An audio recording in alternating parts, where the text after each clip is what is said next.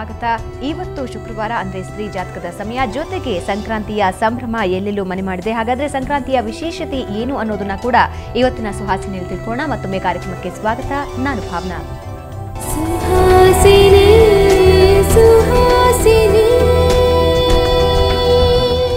ಸ್ತ್ರೀ ಜಾತಕ ಹಾಗೂ ಸಂಕ್ರಾಂತಿ ಸಂಭ್ರಮದ ಬಗ್ಗೆ ತಿಳಿಸಿಕೊಡೋದಕ್ಕೆ ನಮ್ಮ ಜೊತೆ ಇದ್ದಾರೆ ಶ್ರೀ ಗೋಪಾಲಕೃಷ್ಣ ಶಂಭು ಪಂಡಿತರು. ಪಂಡಿತರೆ, ಕಾರ್ಯಕ್ರಮಕ್ಕೆ ಸ್ವಾಗತ. ನಮಸ್ಕಾರ. ಪಂಡಿತರೆ, ಇನ್ನೇನು ಸಂಕ್ರಾಂತಿ ಆಗಮಿಸ್ತಾ ಇದೆ, ಎಲ್ಲೆಲ್ಲೂ ಸಡಗರ ಸಂಭ್ರಮ ಮನೆ ಮಾಡಿದೆ. ಈ ಸಂಕ್ರಾಂತಿಗೂ ಹೆಣ್ಣಿಗೂ ಇರುವಂತಹ ಸಂಬಂಧ ಏನು? ಬಹಳ ಒಳ್ಳೆಯ ವಿಚಾರ ಕೇಳ್ತಾ ಇದ್ದೀರಿ. ಇವತ್ತು ಮೊದಲಿಗೆ ಎಲ್ಲರಿಗೂ ಸಂಕ್ರಾಂತಿ ಶುಭಾಶಯ ಹೇಳೋಣ. ಸುವರ್ಣವಾಹಿನಿ ವೀಕ್ಷಕರಿಗೆ ಸಂಕ್ರಾಂತಿ ಬಂತು ಅಂದರೆ ಎಲ್ಲರ ಬಾಯಲ್ಲಿ ಸಿಹಿಯನ್ನು ತಂತು ಅಂತ ಒಂದು ಗಾದೆ ಇದೆ. ಸಂಕ್ರಾಂತಿ ಯಾವಾಗಲೂ ನಾವು ಮನುಷ್ಯರಿಗಿಂತ ಮನಸ್ಸಿಗಿಂತ ನಾಲಿಗೆ ಕೇಳ್ತಾ ಇರ್ತೀವಂತೆ ಸಂಕ್ರಾಂತಿ ಯಾವಾಗ ಬರ್ತದೆ ಅಂತ. ಸಂಕ್ರಾಂತಿ ಅನ್ನೋದು ಮಕರ ಸಂಕ್ರಮಣ ಮಹಿಳೆಯರಿಗೆ ಬಹಳ ವಿಶೇಷ ಇದೆ. ಯಾಕಂತಂದರೆ ಸಾಮಾನ್ಯ ಹಿಂದಿನ ಕಾಲದಲ್ಲೂ ಇಂದಿನ ಕಾಲದಲ್ಲೂ ಇದೆ. ಮಹಿಳೆಯರೆಲ್ಲರೂ ಸಹ ಮದುವೆ ಆದವರು ಅಪ್ಪನ ಮನೆಗೆ ಹೋಗಿ ಬರಬೇಕು ಅಂತಾದರೆ ಅವರು ಹುಡುಕ್ತಾ ಇರ್ತಂತೆ ಸಂಕ್ರಾಂತಿ ಆಗುತ್ತೆ. ಮಕರ ಮಾಸ, ಮಕರ ತಿಂಗಳಲ್ಲಿ ತಾಯಿ ಮನೆಗೆ ಹೋಗೋದು ಭಾಳ ವಿಶೇಷ ಹೆಂಗಸರು. ಹಾಗಾಗಿ ಮಕರ ತಿಂಗಳದಕ್ಕೆ ಒಂದು ದಿವಸಕ್ಕಾದರೂ ತಾಯಿ ಮನೆಗೆ ಹೋಗಿ ಬರ್ತೇನೆ ಅಂತ ನಮ್ಮ ಕಡೆಗೆಲ್ಲ ಇದೆ. ಈ ನಮ್ಮ ಹೆಂಡ್ತಿನೂ ಸಹ ಮಕರ ತಿಂಗಳು ಬಂತು ಅಂದರೆ ಒಂದು ದಿವಸ ಅಪ್ಪನ ಮನೆಗೆ ಹೋಗಿ ಬರ್ತಾರೆ. ಅದು ಮಹಿಳೆಯರಿಗೆ ಸಾಮಾನ್ಯ ತಾಯಿ ಮನೆಗೆ ಹೋಗುವಂಥದ್ದು. ಇದು ಮಹಿಳೆಯರ ಆಚರಣೆ ಹಬ್ಬ. ವಿಶೇಷವಾಗಿ ಸಂಕ್ರಾಂತಿ ಹಬ್ಬದಲ್ಲಿ ಮಹಿಳೆಯರ ಒಂದು ಪಾತ್ರವೇ ಪ್ರಧಾನವಾಗಿರುತ್ತೆ. ಸಂಕ್ರಾಂತಿಯ ದಿವಸ ಮಹಿಳೆಯರು ಪ್ರಾತಃ ಕಾಲದಲ್ಲಿ ತೈಲಾಭ್ಯಂಗ ಮಾಡಬೇಕು ಅಂತಿದೆ. ಈ ಸಂಕ್ರಾಂತಿಗೆ ಬೆಳಗ್ಗೆ ಎಣ್ಣೆ ಹಚ್ಚಿ ಸ್ನಾನ ಮಾಡಬೇಕು. ಆ ನಂತರ ಸುಗಂಧ ವಸ್ತುಗಳನ್ನೆಲ್ಲ ಧಾರಣೆ ಮಾಡಬೇಕು. ಒಳ್ಳೊಳ್ಳೆ ಬಟ್ಟೆಗಳನ್ನು, ಅಲಂಕಾರ ವಸ್ತುಗಳನ್ನು ಖರೀದಿ ಮಾಡಿ ಎಳ್ಳು ಬೆಲ್ಲಗಳನ್ನೆಲ್ಲ ಹಚ್ಚುವುದು. ಹಾಗಾಗಿ ಸಾಮಾನ್ಯವಾಗಿ ಒಳ್ಳೊಳ್ಳೆ ಮಾತಾಡಿಯಂತೆ ಹಚ್ತಾರೆ ಎಳ್ಳು ಬೆಲ್ಲಗಳನ್ನು ಹಚ್ಚಿ. ಯಾಕಂತಂದರೆ ಇಲ್ಲಿವರೆಗೆ ಎಳ್ಳನ್ನು ಹಚ್ಚುತ್ತಾ ಇರಲಿಲ್ಲ. ಎಳ್ಳೆಲ್ಲ ನೀರು ಬಿಡ್ತಾಯಿದ್ರು, ತಿಲಾಂಜಲಿ ಬಿಡ್ತಾಯಿದ್ರು. ಈಗ ಅದೇ ಅಂಜಲಿಯಲ್ಲಿ ಕೈಯಲ್ಲಿ ಹೀಗೆ ಬಿಡ್ತಾ ಇರುವಂಥ ತಿಲಾಂಜಲಿಯನ್ನು ತೆಗೆದು ಹೀಗೆ ಕೊಡುವಂಥ ವಿಶೇಷ ಸಂಕ್ರಾಂತಿ. ಎಳ್ಳು ಸಕ್ಕರೆಗಳನ್ನು ಹಚ್ತಾರೆ. ಸಂಕ್ರಾಂತಿಯ ವಿಶೇಷ, ಸಂಕ್ರಾಂತಿ ಅಂದರೆ ಸೂರ್ಯನು ಉತ್ತರಾಯಣ ಕಾಲ ಪ್ರಾರಂಭ. ಸಾಮಾನ್ಯವಾಗಿ ಪಿತೃಗಳೆಲ್ಲ ದಕ್ಷಿಣಾಯಣದಲ್ಲಿ ಯಾವಾಗಲೂ ಸಾಮಾನ್ಯವಾಗಿ ಪಿತೃ ಕಾರ್ಯವನ್ನು ಮಾಡುವಂಥದ್ದು. ಪಿತೃಗಳು ದಕ್ಷಿಣಾಯಣದಲ್ಲಿ ಯಾರಾದರೂ ತೀರ್ಕೊಂಡ್ರೆ ಅವರಿಗೆ ಮೋಕ್ಷ ಇಲ್ಲ. ಉತ್ತರಾಯಣ ಬಂದ ಮೇಲೆ ಆದರೆ ಬಹಳ ಒಳ್ಳೆಯದು. ಇದಕ್ಕೆ ಮಹಾಭಾರತದಲ್ಲಿ ಒಂದು ಒಳ್ಳೆಯ ದೃಷ್ಟಾಂತ ಅಂದರೆ ಆ ಭೀಷ್ಮಾಚಾರ್ಯರು ಆ ಒಂದು ಉತ್ತರಾಯಣಗಾಗಿ ಕಾಯ್ತಾ ಇದ್ರಂತೆ. ಉತ್ತರಾಯಣ ಬರೋ ತನಕ ಶರಪಂಜರಲ್ಲಿ ಮಲಗಿ ಉತ್ತರಾಯಣ ಬಂದ ಮೇಲೆ ದೇಹತ್ಯಾಗ ಮಾಡಿದ್ರು ಅಂತ. ಸಂಕ್ರಾಂತಿ ದಿವಸ ಮಹಿಳೆಯರು ಮೊದಲಿಗೆ ಗೋವುಗಳಿಗೆ ಪೂಜೆ ಮಾಡುವಂಥದ್ದು.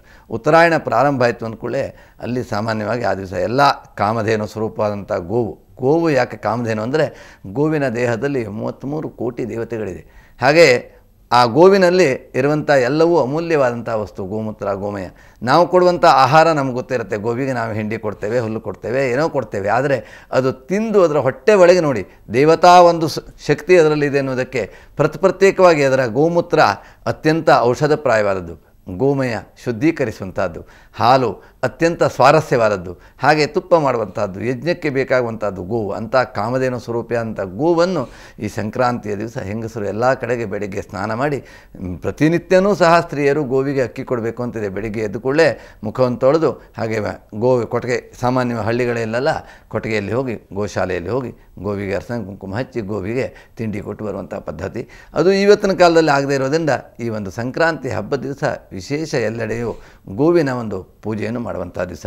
ಸಂಕ್ರಾಂತಿ ಬೇರೆ ಬೇರೆ ಕಡೆಯಲ್ಲಿ ಬೇರೆ ಬೇರೆ ರೀತಿಯಲ್ಲಿ, ಕರ್ನಾಟಕದಲ್ಲಿ ಬೇರೆ, ತಮಿಳಿನಲ್ಲಿ ಬೇರೆ, ಆಂಧ್ರದಲ್ಲಿ ಬೇರೆ, ಮಹಾರಾಷ್ಟ್ರದಲ್ಲಿ ಬೇರೆ ಸಂಕ್ರಾಂತಿ ಆಚರಣೆ ಅನ್ನೋದು ಬೇರೆ ಬೇರೆ ರಾಜ್ಯದಲ್ಲಿ ವಿವಿಧ ರೀತಿಯಲ್ಲಿದೆ. ಇದೆಲ್ಲ ಒಂದು ಹುಗ್ಗಿಯ ಹಬ್ಬ ಅಂತ ಹೇಳ್ತೇವೆ. ಇನ್ನು ಈ ಸಂಕ್ರಾಂತಿಯಲ್ಲಿ ಸಾಮಾನ್ಯವಾಗಿ ಹುಗ್ಗಿ ಶುರುವಾಗುತ್ತೆ. ಸಂಕ್ರಾಂತಿಯಿಂದ ಹೋಳಿಯ ಹುಣ್ಣಿಮೆ ತನಕ ಒಂದು ತಿಂಗಳ ಪರ್ಯಂತರ ಎಲ್ಲರೂ ಸಾಮಾನ್ಯವಾಗಿ ಕೋಲಾಟಗಳನ್ನು ಆಡೋದು, ಹುಗ್ಗಿಯನ್ನು ಕಟ್ಕೊಳ್ಳೋದು, ಕುಣಿಯೋದು ಇವೆಲ್ಲ. ಇನ್ನು ಸಂಕ್ರಾಂತಿ ದಿವಸ ಸಾಮಾನ್ಯವಾಗಿ ಪೊಂಗಲ್ಲು ವಿಶೇಷ. ಸೌತ್ಗೆ ಅದು ಸಾಮಾನ್ಯವಾಗಿ ಈ ಒಂದು ತಮಿಳುನಾಡಿನಲ್ಲಿ ಅತಿ ಜಾಸ್ತಿ ಸಿಹಿ ಪೊಂಗಲು ಮತ್ತು ಖಾರದ ಪೊಂಗಲು ಅಂತ ಪೊಂಗಲು ಮಾಡ್ತಾರೆ. ಪೊಂಗಲು ಅಂದರೆ ಸಾಮಾನ್ಯ ಎಲ್ಲರಿಗೂ ಗೊತ್ತು, ಆದರೆ ಅತ್ಯಂತ ಟೇಸ್ಟ್ ಆದದ್ದು. ಹಾಗಾಗಿ ಸಂಕ್ರಾಂತಿ ಸವಿಯುವಂಥ ಒಂದು ದಿನ ಅಂತ. ಸಂಕ್ರಾಂತಿಯ ಪದ ಸಮ್ಯಕ್ ಆಕ್ರಮತೆ ಎನ್ನುವಂಥದ್ದು. ಚೆನ್ನಾಗಿ ಅದನ್ನು ಆವರಿಸಿರುವಂಥದ್ದು. ಯಾವುದರ ಮೂಲಕವಾಗಿ? ತಿಂಡಿ ತಿನಿಸುಗಳಿಂದ ಅದನ್ನು ಆವೃತವಾಗಿರುವಂಥದ್ದು. ಸಂಕ್ರಾಂತಿ ಬಂತು ಅಂದರೆ ಎಲ್ಲೆಡೆ ನಾನಾ ರೀತಿಯಾದ ತಿಂಡಿ, ಬಗೆ ಬಗೆಯಾದಂಥ ತಿಂಡಿ, ಸಿಹಿಯನ್ನು ಸವಿಯುವಂಥ ದಿವಸ. ಹಾಗಾಗಿ ಸಂಕ್ರಾಂತಿಯಲ್ಲಿ ಮಹಿಳೆಯರು ಎಲ್ಲ ಮನೆಗೆ ಹೋಗಿ ಉಡುಗೊರೆ, ಊಟ, ತಿಂಡಿಯನ್ನೆಲ್ಲ ಮಾಡ್ಕೊಂಡು ಬರ್ತಾರೆ. ಅಥವಾ ತಮ್ಮನೆಗೆ ಕರೆದು ಎಲ್ಲರಿಗೂ ಊಟ ಉಪಚಾರವನ್ನು ಕೊಡ್ತಾರೆ. ಹಾಗೆ ಎಲ್ಲರಿಗೂ ಸಹ ಸಂಕ್ರಾಂತಿ ಕಾಳನ್ನು ಕೊಡುವಂಥ ಪದ್ಧತಿ. ಸಂಕ್ರಾಂತಿ ಪ್ರಾತಃ ಕಾಲದಲ್ಲಿ ಪೂಜೆಯನ್ನು ಮಾಡಿ ಬೆಳಿಗ್ಗೆ, ಹಾಗೆ ಮಧ್ಯಾಹ್ನ ಮೇಲೆ ಸಾಯಂಕಾಲ ಅಷ್ಟೊತ್ತಿಗೆ ಹೊಸ ಬಟ್ಟೆಗಳನ್ನು ಮತ್ತು ಆಭರಣಗಳನ್ನೆಲ್ಲ ತೊಟ್ಟುಕೊಂಡು ಅಲಂಕಾರ ವಸ್ತುಗಳನ್ನು ಧರಿಸಿಕೊಂಡು ಜೊತೆಗೆ ಮಕ್ಕಳನ್ನು ಕರ್ಕೊಂಡು ಎಲ್ಲರಿಗೂ ಸಂಕ್ರಾಂತಿ ಕಾಳನ್ನು ಹಂಚುತ್ತಾರೆ. ಇದು ಸಂಕ್ರಾಂತಿಯ ಸಡಗರದ ಸಂಭ್ರಮ ವಿಶೇಷ. ಇದು ಮಕರ ಸಂಕ್ರಾಂತಿ ಮಹಿಳೆಯರಿಗೆ ವಿಶೇಷ. ಬಂದಿತು ಸಂಕ್ರಾಂತಿ, ಮಹಿಳೆಯರ ಮನದಲ್ಲಿ ತಂದಿತು ಶುಭ ಕಾಂತಿ, ಎಲ್ಲರ ಮುಖದಲ್ಲಿ ಅತ್ಯಂತ ಒಳ್ಳೊಳ್ಳೆಯ ಕಾಂತಿಯನ್ನು. ಹಾಗೆ ಎಲ್ಲರೂ ಮನೆ ಮನೆಗೆ ಹೋಗಿ ಒಳ್ಳೆಯ ಶಾಂತಿಯನ್ನು, ಎಲ್ಲರಿಗೂ ಸಂಕ್ರಾಂತಿ ಶುಭಾಶಯವನ್ನು ಹೇಳ್ತಾರೆ. ಇದು ವಿಶೇಷವಾದದ್ದು. ಇನ್ನು ಸಂಕ್ರಾಂತಿ ಬಗ್ಗೆ ಸಾಕಷ್ಟು ವಿಸ್ತಾರಗಳಿದೆ. ಒಟ್ಟಿನಲ್ಲಿ ಸಂಕ್ರಾಂತಿಯ ಬಗ್ಗೆ ನಾಳೆಗೆ ಬರ್ತಾ ಇದೆ ಸಂಕ್ರಾಂತಿ. ಮಹಿಳೆಯರು ಆಚರಣೆಗೆ ಅನುಕೂಲವಾಗಿ ಇವತ್ತೇ ನಾವು ಸಂಕ್ರಾಂತಿಯ ಪೂರ್ವ ಸಿದ್ಧತೆಯಾಗಿ ಸಂಕ್ರಾಂತಿ ವಿಧಿವಿಧಾನವನ್ನು ಮಾಧ್ಯಮದಲ್ಲಿ ತಿಳಿಸಿದರೆ ಖಂಡಿತವಾಗಿಯೂ ಜನಮನಕ್ಕೆ ಅನುಕೂಲವಾಗುತ್ತೆ. ಪಂಡಿತರೆ, ವಿಧಿವಿಧಾನಗಳ ಬಗ್ಗೆನೇ ಮಾತಾಡಬೇಕಾಗುತ್ತೆ. ಯಾಕಂದರೆ ಪ್ರಾರಂಭದಿಂದ ಮೊದಲು ಬೆಳಗ್ಗೆ ಎದ್ದಾಗಿನಿಂದ ಹಿಡಿದು ಸಂಜೆಯವರೆಗೆ ಯಾವೆಲ್ಲ ರೀತಿಯ ಪೂಜಾ ವಿಧಿವಿಧಾನ ಇದೆ?